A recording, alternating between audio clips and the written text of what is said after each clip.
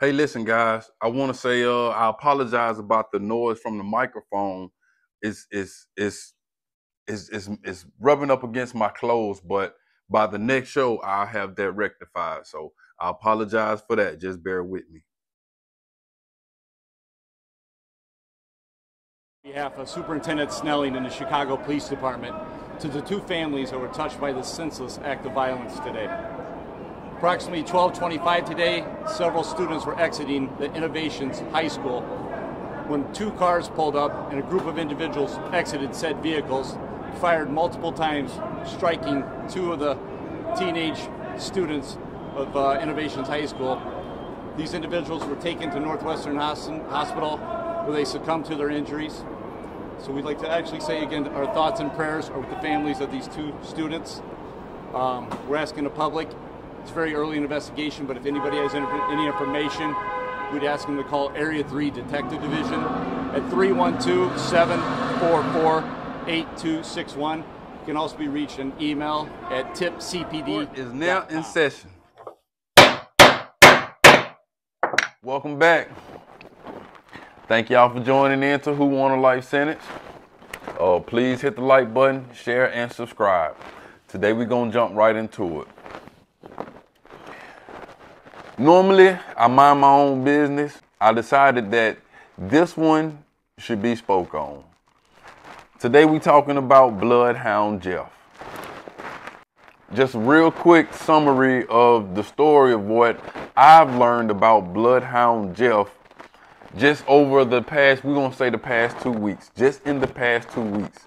In the past 2 weeks, I've seen this young man get high on camera. I'm talking about Class A's. I'm talking about heavy drug usage.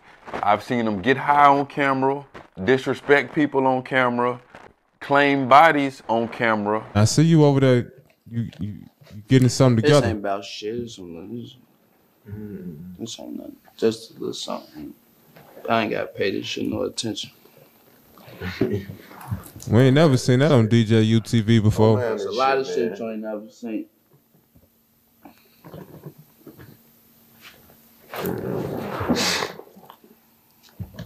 So what they call that right there?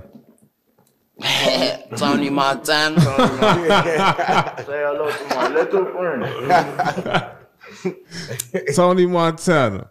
Incriminate himself on camera, self-snitch on camera, and then attempt to do a drill, which would be a murder, on camera, and then he's posted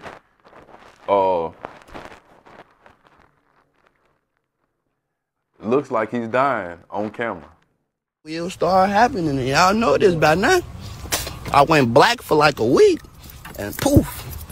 So where you at? Gotta go. After that one, poof. I came back, poof. I don't live them niggas though. It's so much to say about this story. In my opinion, it is a sad story. It's a very sad story. But we save our condolences. I don't think, I'm gonna be honest, I don't think that that's where these guys, I don't think that that's what I don't think this story deserves condolences. I think it deserves congratulations. Even his best friend, Q50, I've seen about Q50. Q50 posted and said, "Gangsta, you died the way that you wanted to." So most times when people graduate and they reach their goals, we give them congratulations. So I want to say congratulations. We'll hold our condolences. It seems like this is what you wanted. It seems like this is how you saw yourself living and dying, and you did everything to make that possible, to make it come true. So I think when you work that hard towards something, then it deserves congratulations. So I give congratulations. I'll say my condolences because I don't think, I haven't seen anyone really mourn yet. You know, this is like a true gangster, like when a true gangster go, there's not many tears. I mean, from mom, dad, even his father. Even his father put some very nasty things out there on the internet and basically said that, you know, okay, it is what it is, but it's war. You know, so again, in my eyes, I know it, I feel like it's a sad way of living, but I've never been to Chicago, so I don't understand how they think. So I'm not going to be the one that's quick to judge and say, oh man, listen, for some odd reason, a whole community has accepted the way of thinking, so maybe they know something that I don't. Maybe they know that, you know, there's a reset in life and you get to do it again, or maybe they figure something out that the rest of us don't know. So I'm gonna hold my judgment on that. From the video that they put out, it looks like he was going on a drill. And again, this is so crazy to me because this young man has already been on DJU TV. DJU got more than 100,000 subscribers.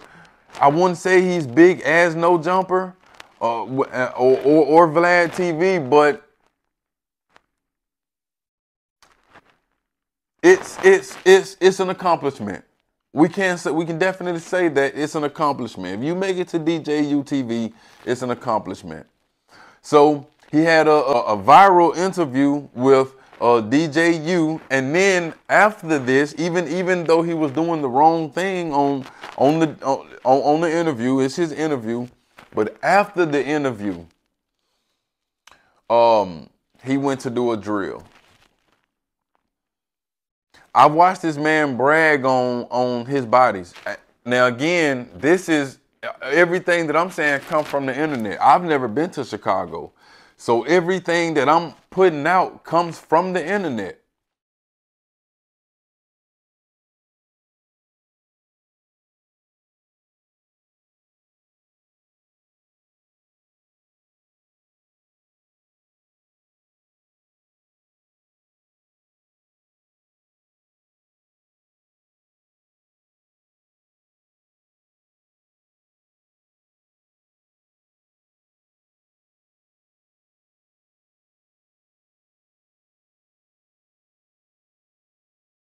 Brags on his bodies. He said he had 10.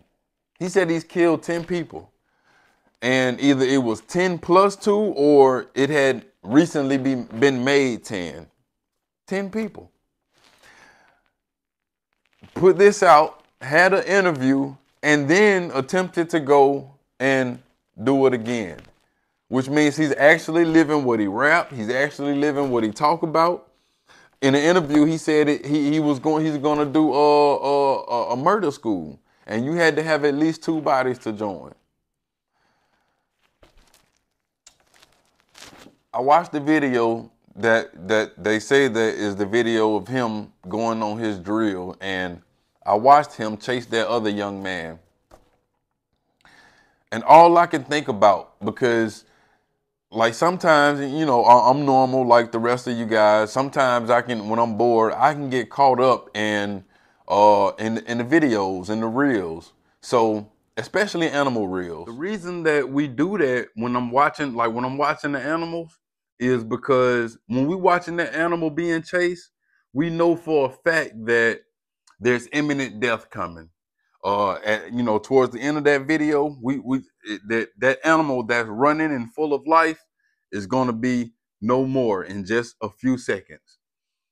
Crazy enough, that's what we're there for. That's what we're fascinated with, the ending of it.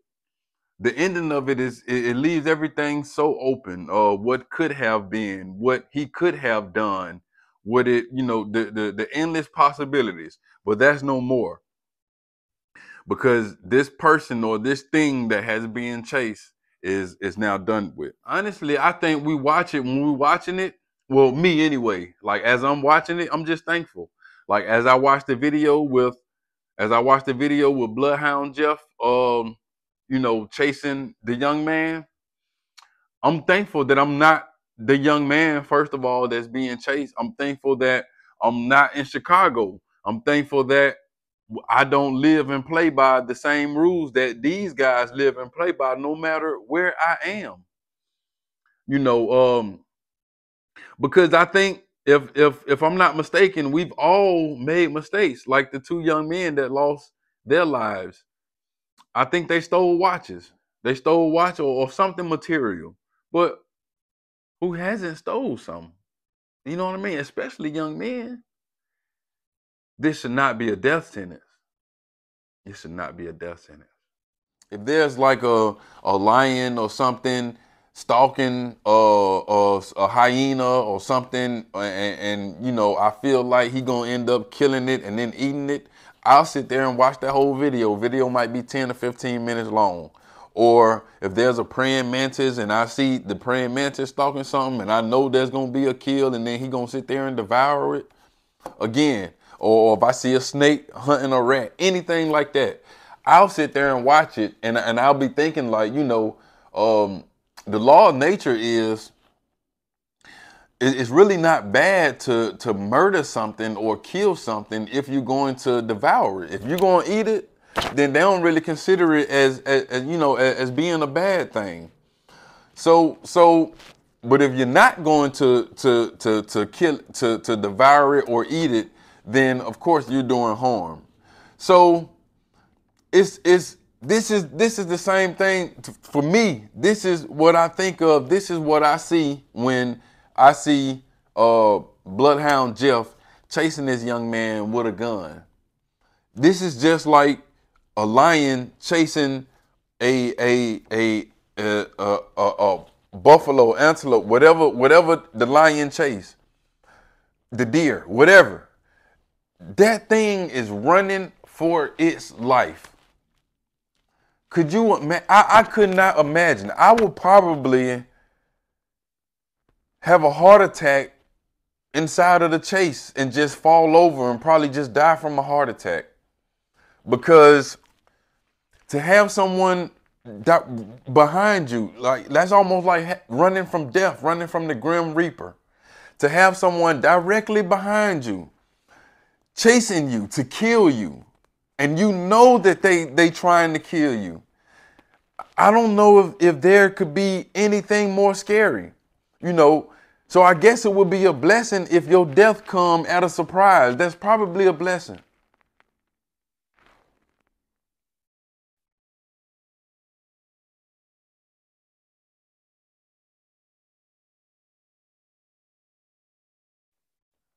My fault. I had to make sure everything was good. It's probably a blessing to have death sneak up on you. But if any of you guys, could you imagine being the deer running from a cheetah, the hyena running from about 3 or 4 lions? Could you imagine this? Could you imagine being the sea lion with a shark behind you?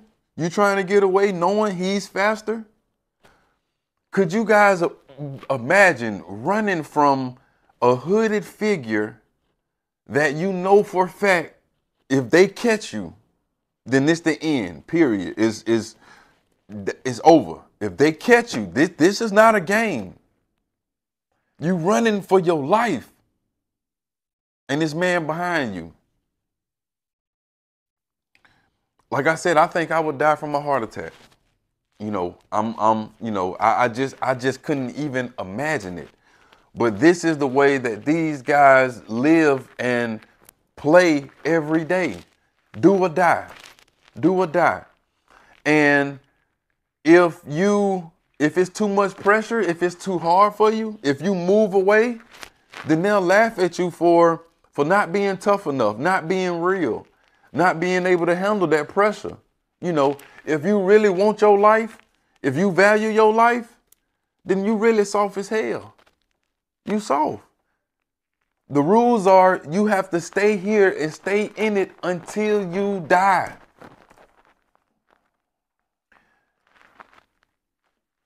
To me, that's equivalent to playing Russian roulette, whatever, however you say it. Okay. So if you take the pistol and put one bullet in it, and it's 2 of us, and we play. I squeeze, you squeeze, I squeeze, you squeeze. On your last one, you hit, boom, you shoot yourself. It really should be I won, right? But no, that's not it. Gotta do it again. Gotta stay in it. You have to stay in it until you die. Put another bullet in and roll it again. Have to stay in it because there is no winning. So what I want to say is, I actually want to say congratulations.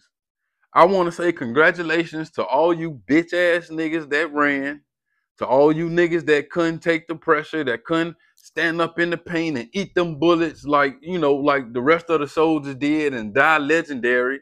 05, I ain't even gonna start mentioning them like that. But I want to say congratulations to you bitch ass niggas. Lil Durk, butter bitch ass. To King Yellow, bitch ass. To Reggie Baby, Uncle Hank, bitch ass. Nephew, bitch ass. To Skinbone, bitch ass. To Ruger, bitch ass. To Chief Keef, bitch ass. To 600 Breezy, bitch ass. FYBJ Main, bitch ass. Trenches News, bitch ass. And R.I.P. to Duck, man. R.I.P. to FBG Duck. I really like FBG Duck. And honestly, you know, I wish I could have put him on this list and been like, you know, congratulations to your bitch ass. You couldn't stand up in the paint and take the pressure, so you moved on, lived your life, raised your kids, and actually done like a normal human being would have done. And I definitely rather you been a bitch ass nigga than a dead nigga. So, to all these guys right here, all these bitch ass niggas, I just want to say congratulations. Understand that if I was coming up in Chicago and the gang life was my culture, then I would definitely be on this list with you guys. You know, there's no toughness about it.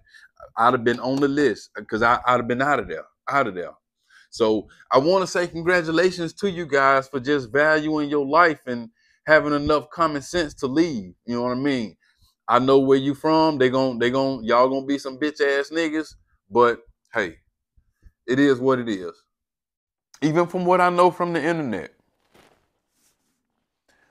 two young men supposedly either, I wouldn't say robbed him, either tricked him or stole from him and, you know, took his watches. And I remember when that story came across my timeline on the phone, it may even came across the news. Two young boys being killed in broad daylight, coming from school in Chicago, you know, by hooded figures. These guys want to be known as like ghosts. They really like little assassins. They want to be known as ghosts. But they do it, get away with it, and then come out and brag on it. It's the craziest thing. The craziest thing. So he come out and let us know that he did that. There's a young man riding in the Uber. The Uber gets shot up. The young man don't survive. The driver survived, but the young man don't survive. He comes out and let us know he done that. Go ask my ops that Michael Drake put shit in park. Go ask my ops that Michael Drake, his ass ain't making fuck. Go ask my ops that Michael Drake, his ass ain't get out that car. You know that? Chill out, school.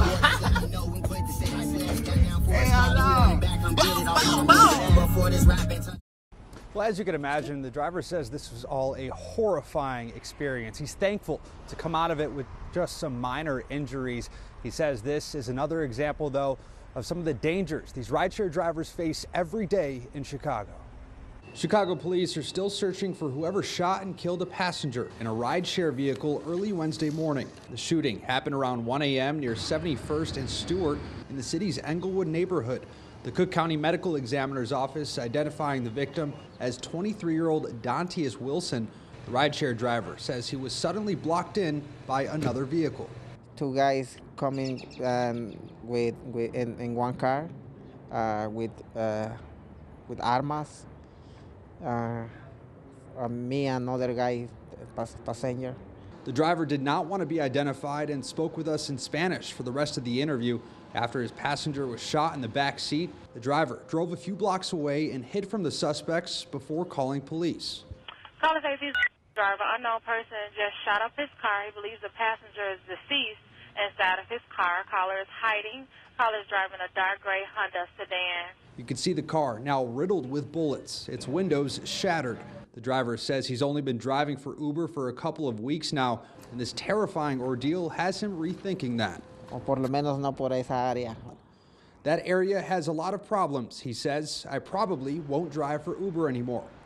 Uber issued a statement about the shooting, saying, quote, "Our hearts go out to the rider's family as they search for answers in the wake of this senseless attack. We've spoken with the driver to check in on his well-being, and we're prepared to support law enforcement however we can as their investigation continues." The driver is now urging Uber to increase its safety protocols for its employees.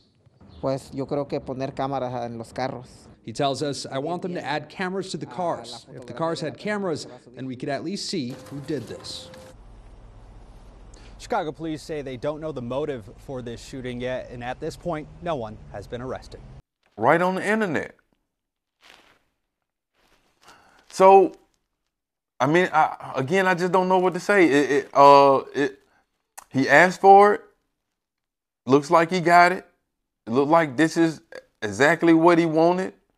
Again, I don't think these guys, they ever consider a future in life.